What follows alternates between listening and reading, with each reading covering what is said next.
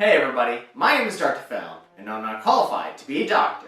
Today in this review, I'm taking a look at one of Sony's most popular video game series, and that is Uncharted. Before we begin, you should know that this review contains minimum spoilers ahead. And no, I'm not a massive fan of the Uncharted franchise, but I am familiar with the first game, which I had an incredible time playing. If you're new to this channel, please subscribe so you won't miss any new content. So without further ado, let us begin. First, let's talk about our main stars, starting with Nathan Drake, played by Tom Holland. He was charismatic, he was funny, and he wasn't the Nathan Drake that I expected. Don't get me wrong, Tom Holland is a great actor, and even though I'm not a massive fan of the video game series, I still remember what Nathan Drake was like from the first game. From watching this movie, I hardly saw Tom Holland as Nathan Drake. Honestly, it felt like I was watching an alternate timeline where Peter Parker isn't Spider-Man, but instead he's a treasure hunter. As for Sully, played by Mark Wahlberg, I couldn't see him as Sully either. I'm sorry, but I couldn't see him as the cool, memorable companion of Nathan Drake. I saw Mark Wahlberg playing as someone who happens to have the same name as Sully's. I'm sorry, but I just couldn't see it. Both you turn your keys clockwise at the same time. Thanks a lot. You almost got me killed. Clockwise, Sully! Well, it was 50-50, so I made a guess. Clearly. As for bad guys, they were your typical antagonistic treasure hunters who will do anything to get the gold, no matter the cost. Except for Antonio Banderas, though. Even though he had little screen time, you can't deny how awesome it was to see him on the big screen again. He played Puss in Boots for crying out loud!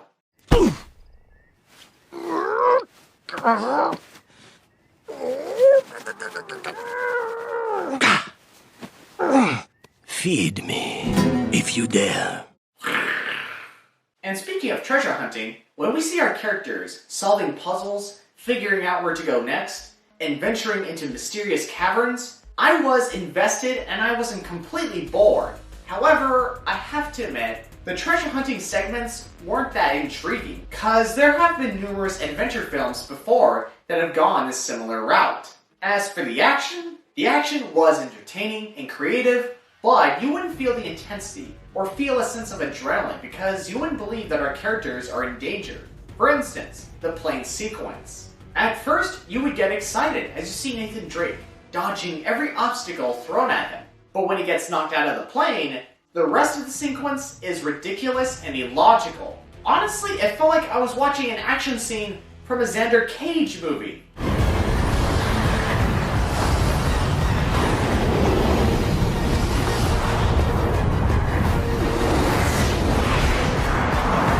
You see what I mean? What I'm saying is, the action in this film was fun, but it wasn't as jaw-dropping or thrilling as the first game was.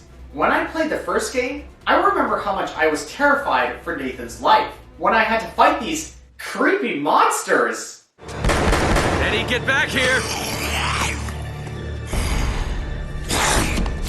Oh, crap. I never did recover from that level. Now for the story. The story was generic, predictable, and it spent more time focusing on the action and comedy rather than fully developing our main characters. As I mentioned before, there have been other adventure films that have used this concept before, and you would recognize some familiar set pieces in this film. Maybe if the filmmakers tried to be more faithful to the Uncharted games and tried to make an original story, then we might have something interesting here. But we might never know, since we can't turn back the clock. Time travel!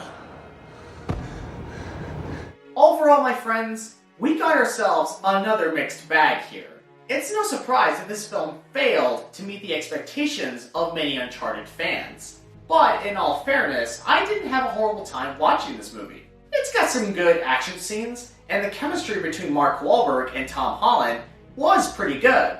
But I don't necessarily think that this is the definitive Uncharted movie. It's more like a movie that tries to impersonate the Uncharted games at an average level, if that makes any sense.